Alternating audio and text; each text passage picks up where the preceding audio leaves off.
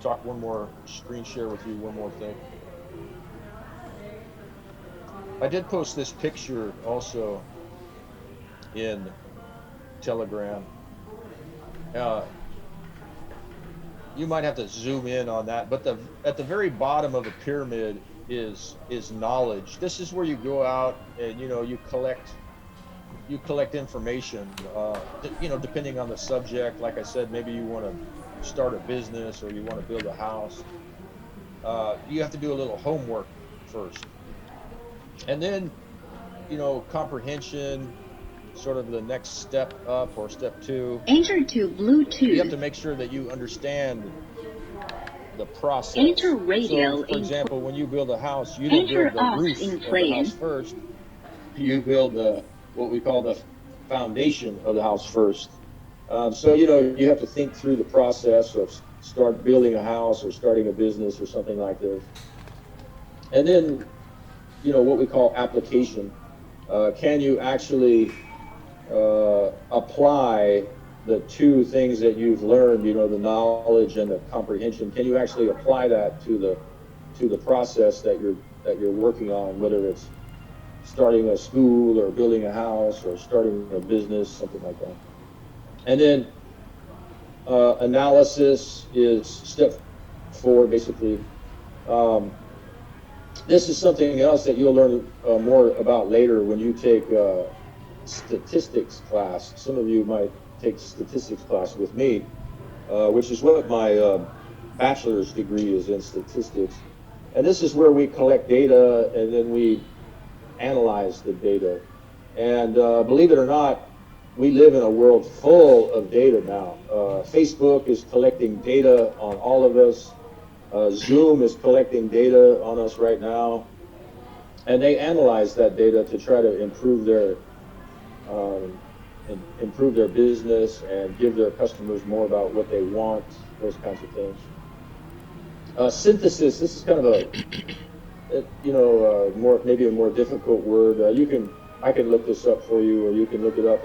It means that you've taken everything that you've learned so far and you're able to clearly put it into a sort of one package in your mind, if you will.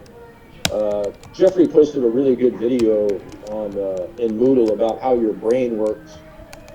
But when you synthesize information, you take information from books or the internet, and you put it all in collectively, all sort of in one place together in your mind, and we refer to that as synthesis. It means you understand it and you're able to use it in a meaningful way. And then, of course, the top of the pyramid, step 6, is what we call evaluation. This is where you're able to decide, did your plan work or not? Did your business plan work or not? Did the building of your house work or not, right? Even when you plan, let's say you plan to study for an exam, you can evaluate right after you get your exam results if your study plan worked or not. If you got a good grade, then your study plan probably worked. If you didn't get a good grade, then maybe your study plan needs to improve.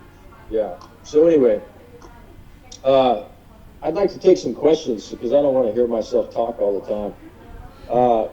Critical thinking, steps in critical thinking. And I want to focus on these questions right here and go one by one. Question number 1 from the PowerPoint slides. I'll screen share with you again.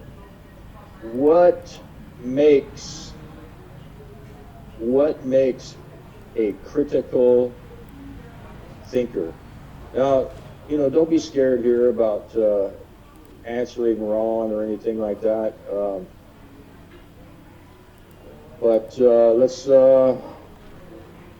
talk to Piram. Piram, are you there? Yes, I'm here. Okay, how are you doing? I'm very good. Good all the time, every single day. This is what I tell myself too. This is my mantra. We say my mantra. I say I'm happy all the time. Happy all the time. Yes, sir. Absolutely. So what about you, sir?